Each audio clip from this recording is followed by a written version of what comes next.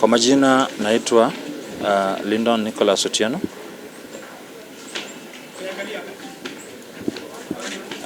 I'm the team leader for the public participation forums that we are currently carrying out in the country. And this is just one of the forums. As we speak, we have another forum going on in Nairobi for the disability sector at Jacaranda Hotel. We've had many other forums across the country. We started with Garissa. We went to Meru, then Nyeri, then Machakos. Then from Machakos we went to Mombasa, we went to Lamu.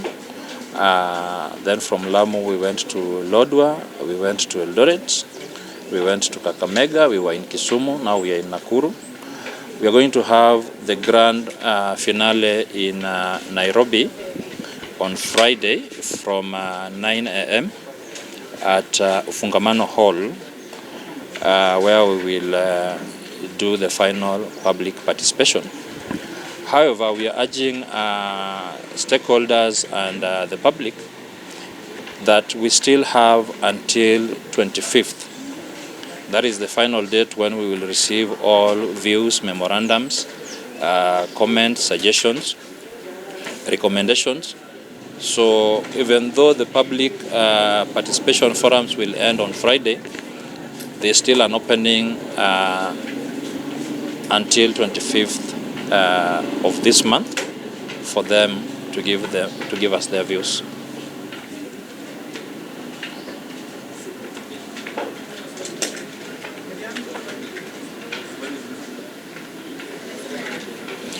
For information purposes, this is a public benefit organization regulatory authority. That is what the new law has created. The new law is referred to as Public Benefit Organizations Act 2013. What we are making here is Public Benefit Organizations Regulations. So previously it was NGOs Coordination Board. Now it is Public Benefit Organization Regulatory Authority. And we deal in the public sector, also known as the charity or charitable sector.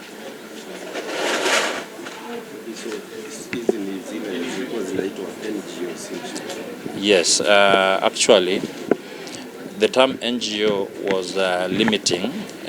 Basically, it is the civil societies.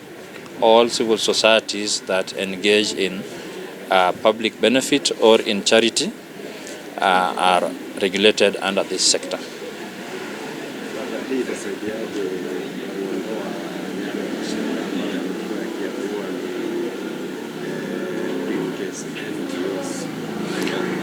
Mashirika zenye zinajulikana kwa lugha ya briefcase, NGOs, ni mashirika yale yenye zinakuwa registered and then hazifanye chochote, zinapotea, zinakaa hapo. It's like buying land and speculating on it. What we are doing is we are in a transition period. During the transition period, there are going to be compliance expected from each and every registered PBO. Mark that every PBO, by dint of law, every PBO has transited from the old act to the new act. However, the transition is not complete without compliance. So during the compliance process, once we are done with the regulations and we now embark on transition, actual transition, during the compliance process, we are going to weed out all briefcase NGOs because they are going to be required to file returns. They are going to be required to update their constituting documents. They are going to be required to update their registration certificate. So during that period, we are going to use it to weed out any briefcases. Registration regimes in Kenya encompasses different government agencies. For example, we have companies limited by guarantee registered under Companies Act. We have CBOs registered under Social Services. We have trusts registered under Trustees Act. We have societies registered under the Societies Act. And we also have PBOs. So it depends with where one is registered. That is where they file their returns. But under this PBOs Act, we have introduced something called public benefit status.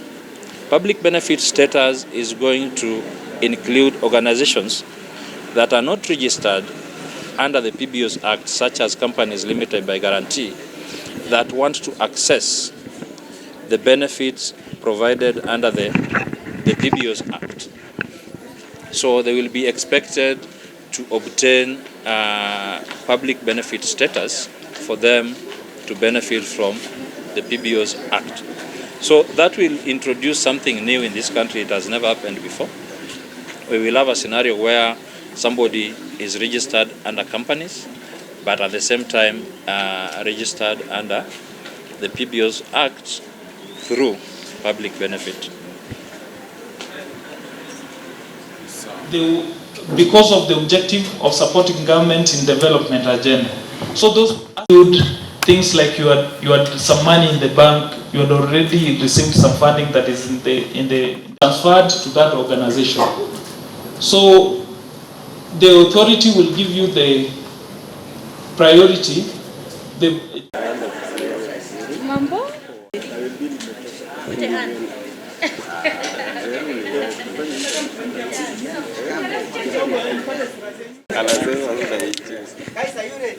Sustaining even when there's limited.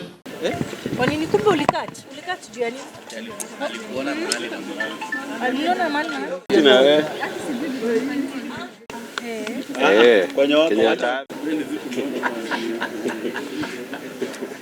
money that doesn't belong to you in the first place. So the authority will run through that and pick an organization that is Public Benefits Organization Act of 2013. It's talking about engaging and buildings that you had acquired. Some donors now, for some organizations, it's not uncommon. When you set up an organization, the donor tells you, I had this kind of money in the US. Some countries are now refocusing their agenda. It doesn't mean we stop living. Lazima tujipange. Na hiyo kujipanga in this act comes engage in limited economic activity that you can, or they can do pig farming to empower. You are registered to operate, and then those are gamble nayo ukaeka kwa kamari asino na